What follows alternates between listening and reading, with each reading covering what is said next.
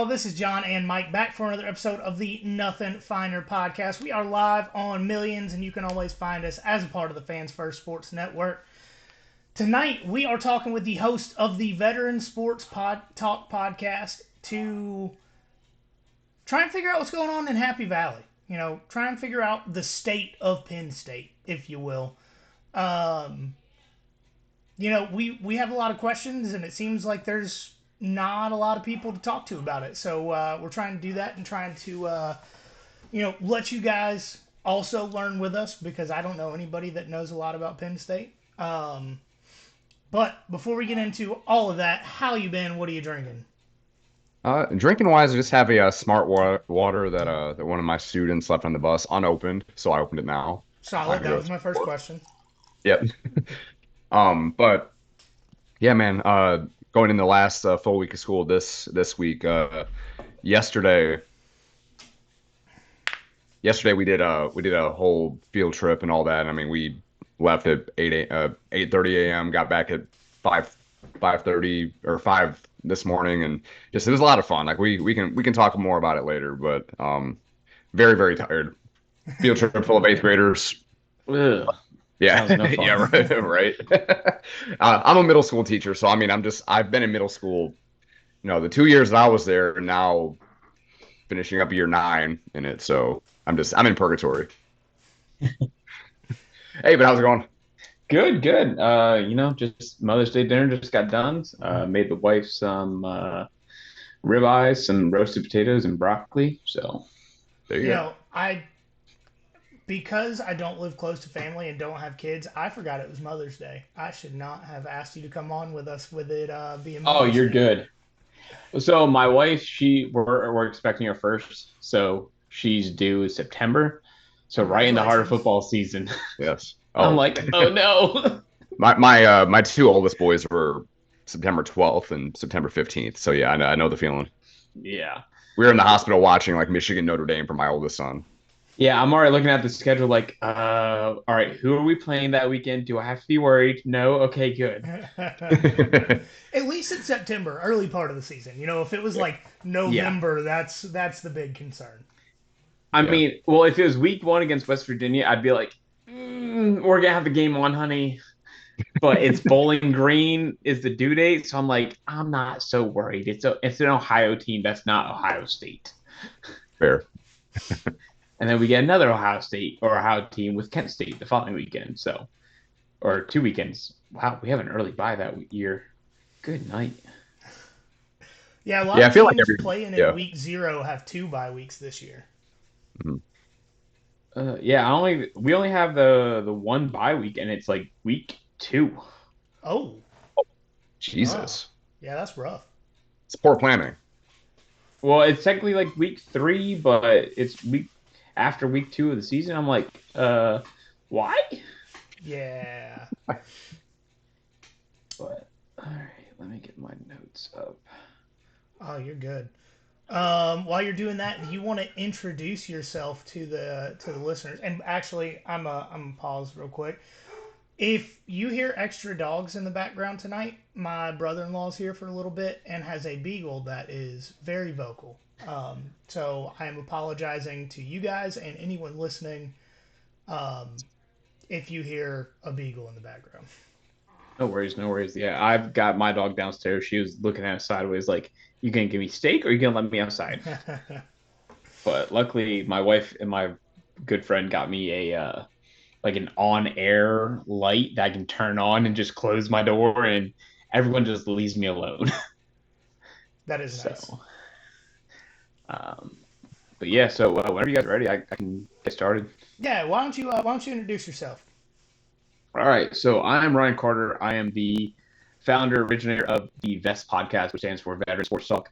I started it because a lot of veterans that I've talked to, that I worked with over my 14-and-a-half-year career, one thing we all had in common, coming from different backgrounds, different regions of the United States, is sports. A lot of the organizations out there that are veteran focused have very social, very physical activities. Not very many of them get after the mental game too much because, PTSD and a lot of that stuff that we have to face overseas while we're in deployed environments deals with our mental capacity. So one thing I know can connect to people on a mental level is talking about sports. You get in there with sports, get in there talking things. People tend to open up and kind of have that deeper relationship with you, especially if you kind of know what you're talking about and you can kind of relate to them. So trying to find a different avenue to connect with some of our veteran populace and our active duty populace to fight that mental health struggle and prevent that 22 a day, which has since increased and is probably more like 27 to 30 a day. Wow. Just over the past year since COVID, we've lost so many people. I forget the numbers. I saw a few weeks ago when they released the 2023 numbers, and I think between active duty and guard Air Force alone was over 150-ish suicides. That's not even including the other branches. So we are staggering numbers just for active duty, guard, reserve across the board, not including veterans, that were over one a day essentially for active duty and enlisted members currently. Yeah, I saw those numbers as well, and it's we actually connected through the Veterans Disc Golf team page. So, everybody that listens to us knows at this point that I'm a veteran as well, and I've lost quite a few friends, and it's something that I try to bring up when appropriate to reach out and talk to people and do something for yourself. Give yourself a break. Yeah, definitely. And one of the local organizations living down here in SEC country, they kind of do it right. They have a Game Day for Heroes, which goes, I think, nationwide. But they do a tailgate every single Auburn home game. They get tickets to Alabama, Auburn, some of the Georgia Tech games, so Troy. So a lot of the local schools here in this 2 hour radius, they get a lot of those tickets and try to get members out there. No cost to the member. Everything is donated. Tailgate spots donated, tickets are donated. All you got to do is pay essentially like a $2 landing fee, essentially, and that covers your ticket and all the food at the venue that day. Oh, that's awesome. So, yeah, nice. They do pretty well. And if they can't get tickets, they'll set up a TV out there so everyone can tailgate, watch the game. Especially if it's like Alabama, Auburn, or something big that the school can't give up tickets to veterans for. But they definitely take care of us down here pretty well. And you're close to Auburn now? Yeah, so right now I'm about 45 minutes away. I'm out of Montgomery, Alabama right now. I got you. So I'm serving in capacity at Community College of the Air Force as an aircraft mechanic. So I'm over all the affiliate schools right now. Awesome. Sweet. So you ready to talk some Penn State? Yes, sir. I'm always ready to talk Big Ten football down here in SEC country. Side note, we have struggled to get people around Big Ten programs to talk to us. It's like the third year in a row we tried to get. I mean, this is wild that we now had 2 Big Ten people talk to us in a month, because normally we get one a year maybe. Back to back. Yeah. But no, it seems to be difficult when we say, hey, we're a Georgia podcast, we'd like to talk about your team. Everybody's just like, no, I'm good. So it's funny you say that. So one of the guys that joins me on, if anyone has ever listened to my podcast, DJ Hines, he's actual huge Georgia Bulldog fan, Atlanta Braves fan. So I have him all the time. So I get the SEC flavor with him, and we combine it with my Big Ten side, and we have some good conversations. I also bring on an Alabama fan a lot. Oh, I'm sorry. I know. All right. So first thing we got to ask, what is James Franklin's approval rating among the fan base? Now that is almost like a Jekyll and Hyde question. Now you ask us the first 5-6 weeks of the year, everyone loves him. Everyone's great. Then we get to the Michigan Ohio State, and then everyone's like, fire him immediately. So it really is a fair weather fan base. Sometimes, majority of the time, we are going to be behind our team no matter what. Rain, snow, wind, sleet, hail, thunder, lightning. We'll be there at the stadium packing it. We may not approve of the play calls, approve of kind of the outcome that we've had the past few years, where we've gone 0 for 7, I guess, in the last big games against all the teams, because we lost to Michigan, now 3 straight, Ohio State 4 straight. So we haven't really had any success against them since pre-COVID. Yeah, I grew up in Michigan, was a big Michigan fan. I mean, I graduated from UGA, so that that's at the forefront of my fandom now. But it's been sweet in the last few years against Penn State and Ohio State for me. So yeah. All right, so you got something? Yeah. No, I mean, just from the outside perspective, it's almost like Penn State with Franklin is stuck in a holding pattern, kind of like Georgia was with Mark Richt. Like 10-2 is the expectation, but it's those big games where you get close, but rarely, if ever, get over that hump. Yeah, I can see that. A lot of the things I would say to that effect the past few years has been We brought in a lot of flashy offensive coordinators that had, great season at Minnesota or Oklahoma State, but they're not really playing teams that have great defenses. So Kirk Taroka, he was there. He was great up in Minnesota running his style up there, but they were not really not playing anyone out in the West. And they struggled against anyone in the Big Ten East when they came over to our side of the fence. And then he went to, I believe he's at Rutgers right now. Sounds about right, because I remember making a comment last year. Oh, Kirk, he's been there. He kind of understands what Penn State's about. But and then we brought in, I can't remember his name already. He was not very memorable. Guy from Oklahoma State, kind of kept Drew Aller kind of in the closet, protecting him like a big fancy trophy, and not letting the gunslinger actually present his arm power and talent to some undernamed receivers that unfortunately are no longer with us since Jahan Dotson and all those guys left. We really haven't been able to kind of fill that void. So over the last 5 recruiting cycles, Penn State is averaging 14.6th in the country. All is great, but not elite. Is recruiting to blame for the lack of explosiveness on offense, or is there something else there, like philosophy or something like that? I would definitely say it's something else. I think philosophy goes into it. The defense with Manny Diaz was top notch, always ranked top 5 nationwide. Like that was a defense that you did not want to see week in and week out. Being a Michigan fan, or growing up as a Michigan fan or a Ohio State guy, like they did not want to see that team, 10 out of 10 times. Like we'll play them once, we'll get our licks in, but if you let Manny Diaz figure you out, they're gonna get their wins.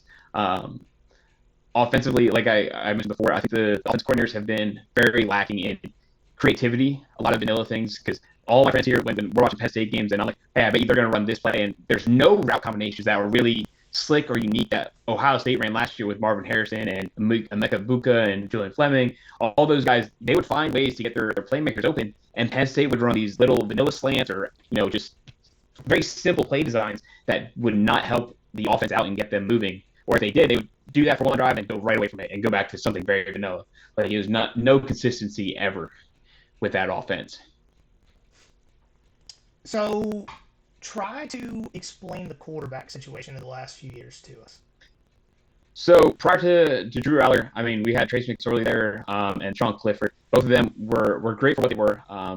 Trace McSorley was a more adult Brett Favre.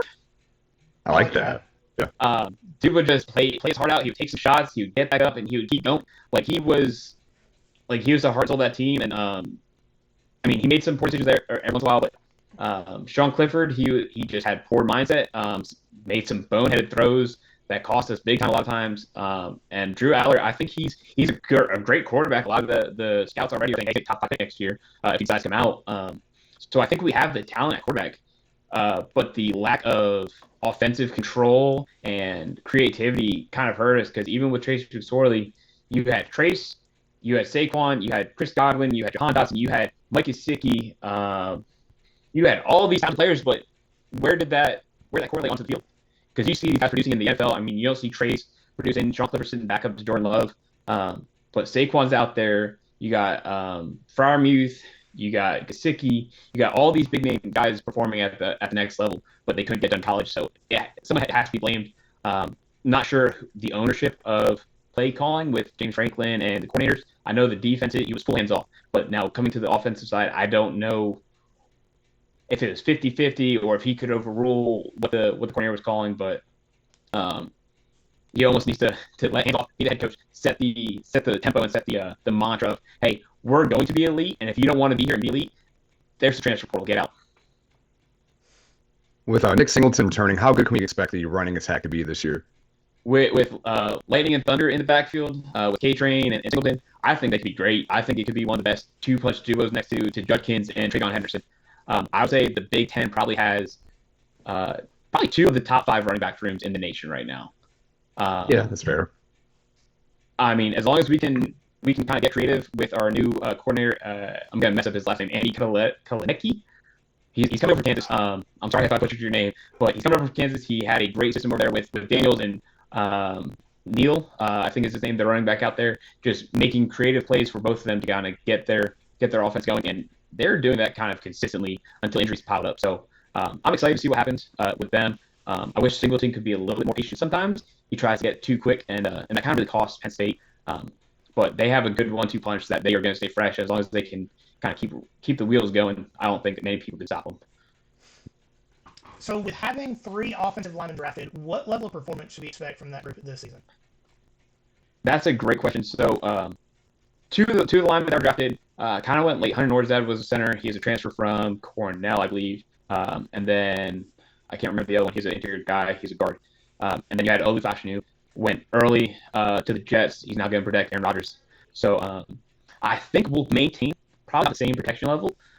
We might be a little bit better with the transfer portal that we brought in. We brought in a guy that was a five-star guy out of Wisconsin, Nolan Ricci. He was actually a Penn State commit for a while, but then he decided, hey, I'm going to go follow my brother out to Wisconsin and go play out there. So hopefully the lessons he learned out there, hopefully he brings them back to Penn State and he can help perform. We have a bunch of guys that saw time last year. We have Jaden Williams. He's a local homegrown guy that is just a wrecking ball if he can actually develop the past few years behind Olu. So if he can develop, he's going to help that run game out. He's going to help the pass game out because he is very strong, very powerful, and should help that line kind of maintain kill and keep moving forward.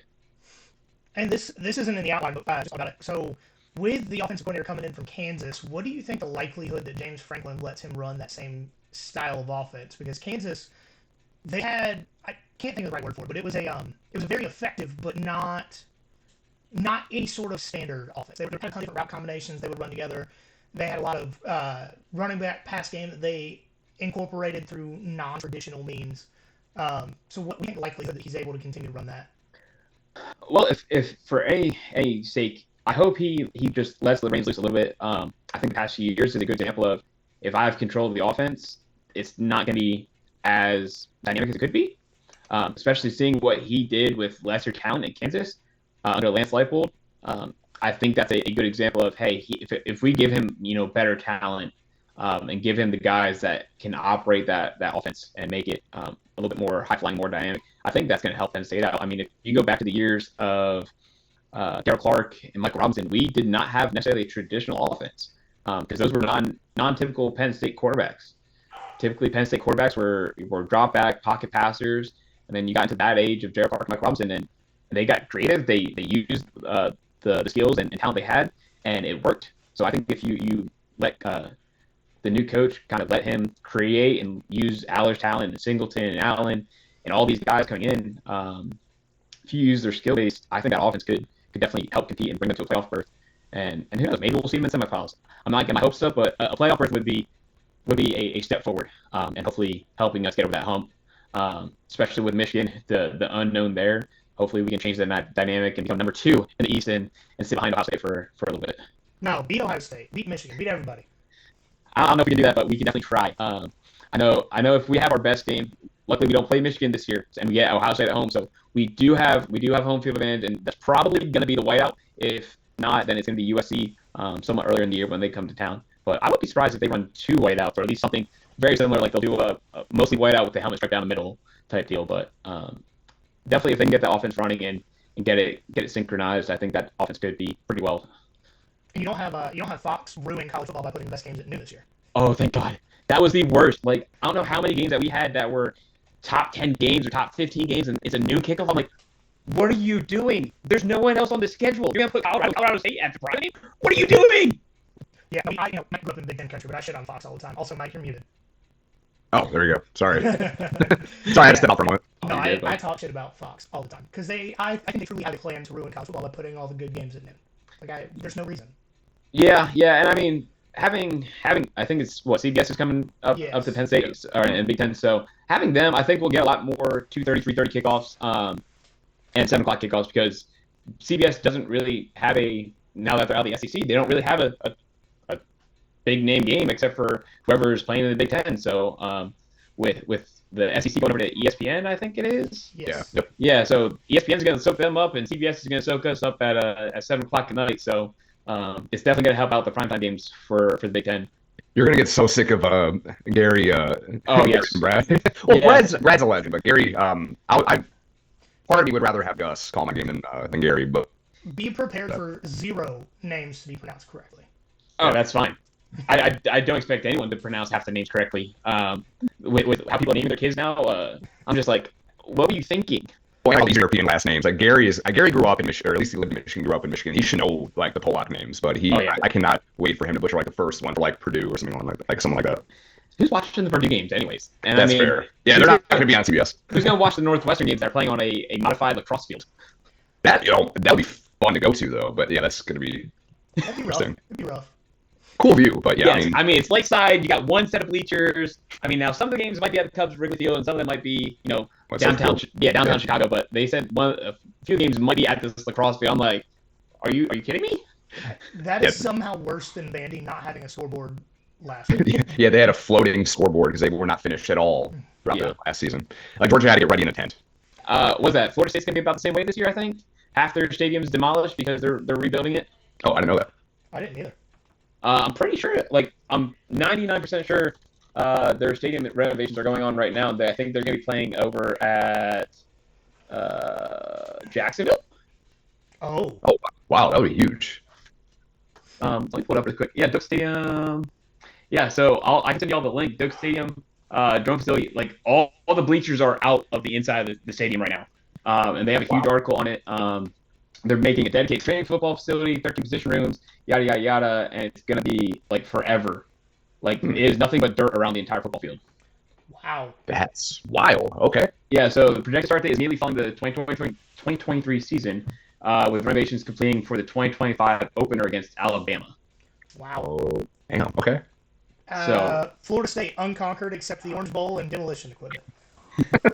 I feel like a lot of teams last year kind of threw in the towel because you saw that with Florida State. I mean, you get snubbed and you lose 20 of your starters roughly, I think, and you don't have a quarterback and you're down to your fourth string quarterback going against Georgia. Good luck. We saw that when it was a 60-point blowout. Georgia's in seriously. Yes, but I still think the playoff committee did the right thing, and we're going way off track. But it would have been just as bad, if not worse, of a score with any of the other three playoff teams. I get what the best four teams in, but Florida State without Jordan Travis was probably the 10th best team in the country. So, that's just you want people to watch playoff games. At the end of the day, it's all about money, and nobody was going to tune in to watch Michigan, who hand the ball off 80 times in a row and somehow win 70-12. But I think ESPN had an inside track on knowing Saban was hitting that button and pulling chalks after the season. So, yeah. Oh, I don't even remember where we were at. I think we're going to talk about the defense and edge rushers. Yes, Mike. All right, so Penn State's had a long string of elite edge rushers after Abdul Carter. Who's next? So after Abdul Carter, I mean, we have a main guy inside, Danny Dennis Sutton. He's going to be the next one over there. I know we're bringing some talented freshmen this year.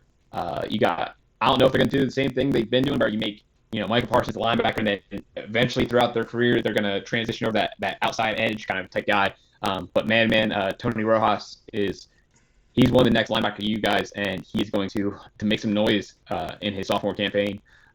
So we'll see if they keep him as a true linebacker, but there's no telling with Tim Allen and what he does, because he's completely different than media. So we'll see how much of a fall off we have with Tom Allen coming in from the former coach of Indiana, who assembled one of the greatest coaching staffs of all time in 2019. Yeah. So are the Nittany Lions able to keep up the rushing defense after that number one performance last season? I think I don't know if they'll be number one. I think they might be top 5. It just depends on the interior of that line being able to stay healthy. That's kind of one of our weakest points.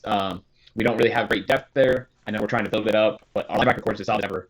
We have some great guys coming back. Absolutely charged, Danny Sutton, Tony Rojas. Secondary, I think that they're going to be up to the challenge, but I don't think they're going to be able, because you don't have many guys calling balls. That man was a mastermind. He's so creative, getting into different formations to confuse the offense. And it showed up until you put out a defense for 1 minute and a half. They're going to get tired. So unless the offense can help or step up and help them out and give them a break, I think that's the only way they stay number one. But if the defense is out there kind of the last 2 years and out there for 2 years of the game, there's no way they can uphold that beating from some of these teams. So Penn State had 2 corners drafted this past draft. How good should we, or how should we expect the secondary to perform this year? So I think we'll have a little bit of drop-off early. I'm not expecting too much of a drop-off. We bring in a Georgia cornerback. We're also bringing back some guys from last year that stayed. Unfortunately, Kalen King is not one of them. He went late in the draft. And I don't know who's giving these guys advice of, go to the draft, you'll be taken 3, 4, 3rd, 4th round, no problem. Half of them didn't even get drafted. I'm like, what? You stay another year, you are going to be phenomenal. You will be a top 3, 3rd round pick or 2nd round pick. I think a lot of these guys are going a little too early. I don't know why. I know the NIL money is pretty decent with the formations that they're bringing in. A lot of the former players now. I think they just elected 3 former players to the board of Penn State trustees. So the NIL collective and all of that is getting massive up there. So I don't think it's the money. I think whoever's advising them is just terrible. But if it's anything like we saw in Ole Miss, we're gonna have issues. But that was a kind of a shoddy defense where you lose, both your starting corners and you got to throw some freshmen in there. Yikes. But I think the guys that we have coming in, I think it's A.J. Harris is the Georgia kid. Yeah. I think he'll fill that number 1 role pretty quickly. I think we have a good number 2 coming back. Can't remember his name, but I think he wears number 6. He played in the bowl last year. I think he did pretty well. But Ole Miss, Lane Kiffin, they have such an amazing offense when they want to run it properly, and they're not facing Alabama. The boogeyman. Yeah, the ghost of Christmas past. That offense just clicks. But I think secondary will uphold the defense a little bit, but we'll find out surely when we face USC and Ohio State in the middle of the season. I was looking at your schedule for next year. So you do have 2 byes. You have it after the Bowling Green game, and then you have it after you go out to the Coliseum to face the Trojans, and then you got 1, 2, 3, 4, 5, 6 games after that. So it's broken up pretty interesting. But of the 4 new Big Ten teams, y'all are playing UCLA and Washington in Happy Valley, and then like I said, you go out to the Coliseum in the second week of October to play USC. So it's a good schedule. Yeah. Unfortunately, we're gonna have a tough stretch though, which Wisconsin, Ohio State, and then Washington back to back. All 3 are probably gonna be ranked inside top 25 after the bye week, and we know James Franklin's record after the bye week against a ranked team. It's not good. Yeah. So and we gotta go to Camp Randall. We gotta deal with jump around. Gary Raid. Yeah. I'm not sure what kind of offense that's gonna have out there. Because I know the offensive line will be good, but I don't know who the quarterback's gonna be. I don't know the transfers. I don't know anything like that. The defense is normally pretty stout. But from what I remember, I mean, Luke Fickell's in his second year. We'll see what recruiting madness he's created. But I don't think I'm too worried about that game. It's just the Ohio State Washington back to back is going to really define our season. I don't think USC is really going to be a big foe. They lost so much talent this past year to the draft, but they do have that promising quarterback that had a great bowl game. So we'll see what Lincoln Riley has up his sleeve. So with that schedule, what is a fair expectation? I think you stated earlier, 10-2 is a pretty good expectation, right? I would say the Wisconsin game is a trap game, just because it's before Ohio State, and we know James Franklin's record. But he's been pretty good against Wisconsin on the road. Last time we went there, we won a tight one, and was able to squeak that one out early in the year. So I think we opened the season with them, and we won it on the road. So that's promising. But I think 10-2 is real expectation. At best, it's going to be 11-1. I think worst case scenario, we'll lose to Ohio State and Washington. But Washington has a lot to replace, so I think one of those teams is just going to trip us up. But Ohio State's definitely probably one of those losses, with Washington or Wisconsin being the other one. For the record, Wisconsin has Tyler Van Dyke, the transfer from Miami. I forgot about him going up there, so that might be interesting if he's healthy. Now, Tyler Van Dyke's going from Miami to the north. He's going to be playing in October. It's going to be cold in Dairyland. But he will also actually have fans in the stadium now. So more than 20,000, and they'll actually be cheering, and there might be an energy in the stadium. Yeah. So we'll see. But I really don't know about any of the receivers. I think Braylon Allen might be coming back. He is. So they have a good running back. They typically have a decent tight end. The edge rushers will be good. The linebackers will be good. But normally the wide receivers in the secondary are typically questionable in Wisconsin. So and that's always been their Achilles heel. They can run the ball all day long, but once you load that box and make them throw it, things happen poorly for them, and it does not help them in the long run. And that's how you beat Wisconsin. As long as you can kind of keep that offense stymied from running the ball, you can beat them no problem. Sure. So last question that we got here, and you may have mentioned it when I stepped out of the room, but with the big noon games, and I know we talked about that changing, did that make a big, or kind of take a lot out of the other whiteout games being at noon? Like I know the Michigan game, I think last year was a whiteout, and that didn't help very much. It doesn't hit the same at noon versus 7:30. Yeah, I definitely feel like that took a lot of the wind out sails, because if you go back and watch any of the primetime whiteout games against Ohio State, Michigan, whoever we're bringing in for that whiteout game, it doesn't matter if we're 0-6. We are going to come at you, punch you in the mouth, and we're going to hang around. And we saw that a few years back where Ohio State, I believe, was number 2. And we were in Ohio State. Yep, we were on a down year. I think we had 3 or 4 losses at that point, and we came out swinging. That was the block field goal return for 6. That was an amazing year. Kind of re-sparked the Penn State life, because without that game, I don't think we get some of the fruits we get. And then you see the next few years, 2017, 2018, 2019, we're top 10, top 15 most of the year until we lose to Ohio State, Michigan back, and then we fall down a little bit, and then end the season, everyone else beats up on each other, and we're still in that top 10 range. So having it at noon, it takes sales out, because no offense, and I mean, for those that partake in some of the heavy drinking that goes on at tailgates, like, you get some rowdy fans. I would say Penn State and State College's populace probably grows a good quarter to a half million for a whiteout game at 7 o'clock at night, because you get the parking lots filled.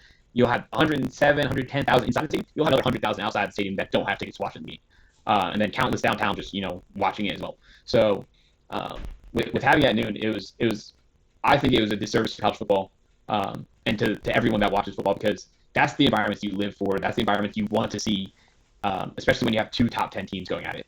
And I think at the time they were both maybe top 5 at that point. Like, you put 2 top 5 teams on prime time. You don't put them at noon. Right. Like, we're not the Big 12, and we're not Oklahoma, Texas playing down in Dallas playing at 11 o'clock. Like, that's not the game.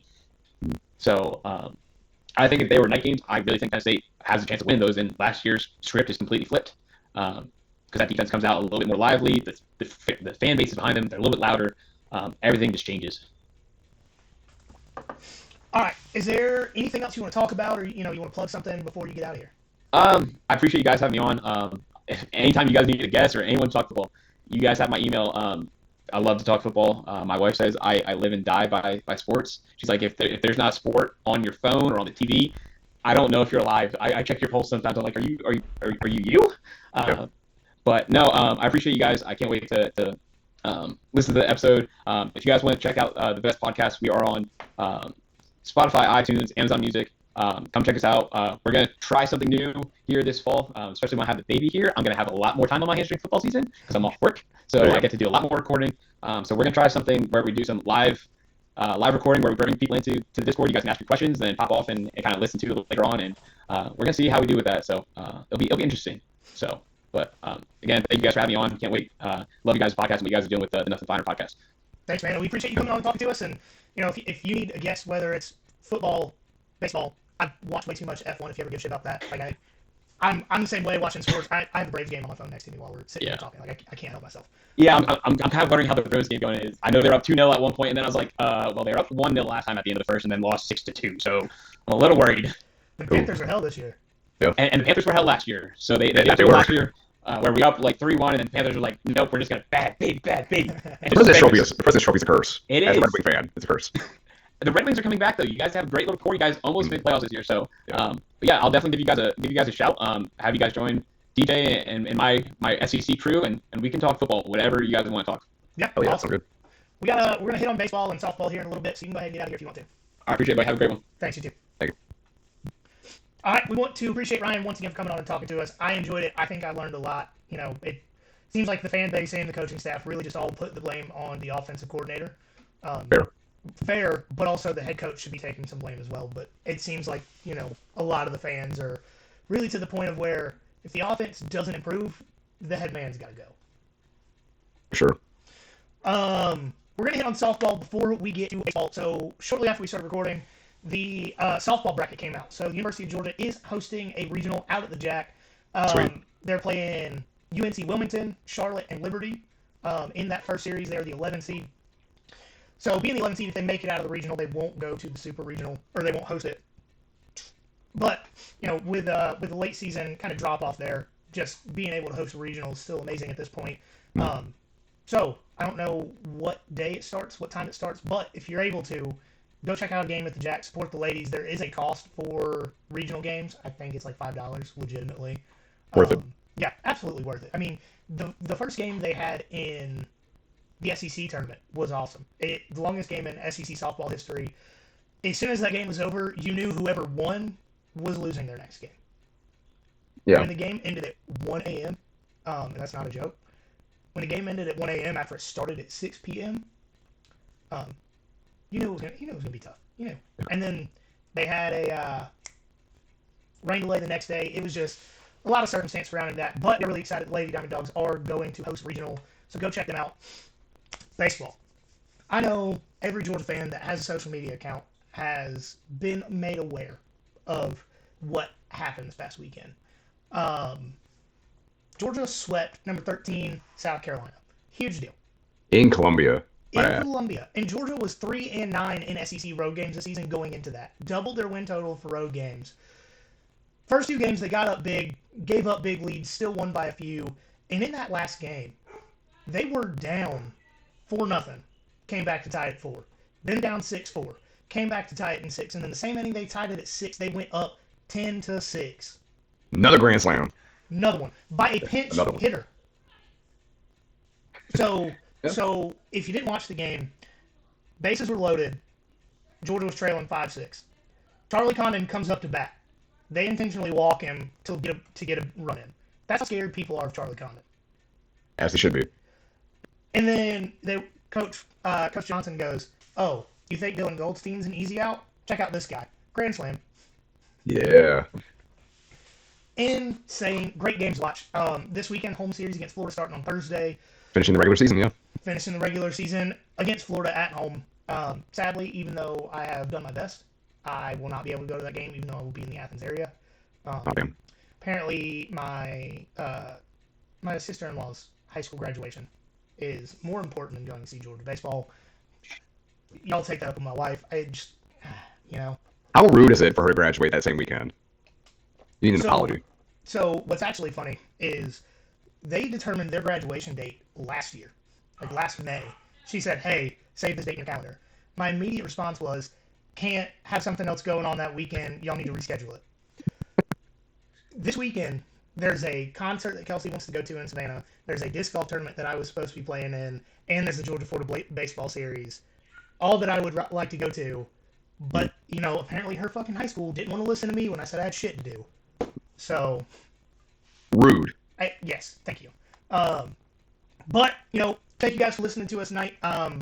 As always, follow us on social media. Instagram is @nothing.finder.pod. Twitter is @finderpod. Facebook and YouTube, just search us there. Make sure to subscribe to the YouTube while you're there. TikTok is Nothing Finder Podcast. Got it right third time in a row. I'm a fucking genius over here. But yeah, guys, and with the Connect Savannah event coming up on Thursday, I really do just want to thank you guys again for helping us win Best Podcast in Savannah. We're going to like a banquet type celebration situation on Thursday with an open bar. I hope Mike took Friday off. I didn't. It's too much going on. I can't do it. It's just gonna be a hell week. Every fucking day. I don't work Fridays, and I told Kelsey, I was like, "You're taking Friday off." It's like, I'm not leaving early because you have to get up at 5:30 in the morning when you're taking Friday off. Yeah, no. I wish that way I could get my tattoo the next day, but there's too much going on. I can't. You're fucking gym teachers. Don't show up. That's what everybody else fucking does. And then I gotta pick up the slack. Dang. But as always, guys, remember there's nothing finer in the land. Then I'm back to Georgia. All right, let's stop the stream. Oh, dude, the stream is legitimately 10 minutes behind. So I'm just stop it. Oh well. Okay. My internet's for trash. So. Oh. All right. So do you need to get something to drink or go to the bathroom before we do the next one? No, I'm good, man. And as soon as we knock this out, I'm gonna go pass out. Okay.